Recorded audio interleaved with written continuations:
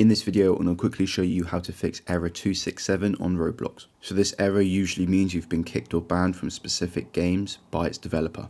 The first thing I suggest doing is going onto your Wi-Fi and making sure you've actually got a solid connection, but I suggest having a wired connection. So the next thing we're going to do is go to our start menu, go to settings, go to system, now scroll down to troubleshoot, press other troubleshooters, and then you want to run network and internet.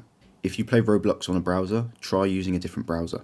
So the next thing we're going to try is clearing our cache on our browser. So go to the three dots, press delete browsing data, and now you want to make sure cached images and files is selected.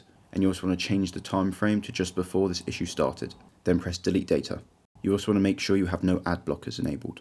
So the next thing we'll do is delete any temporary files. To do this, you need to press the Windows key and R and type in %temp %. Press the three dots, press select all, and then press the bin.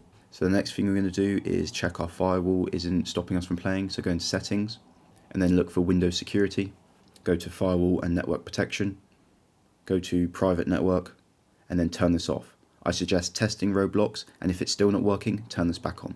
The next thing you can try is right clicking on your Roblox player and running it as administrator. If all else fails, go to start, go to settings, go to apps, go to installed apps, search for Roblox, and then you want to press the three dots and uninstall both the player and the studio.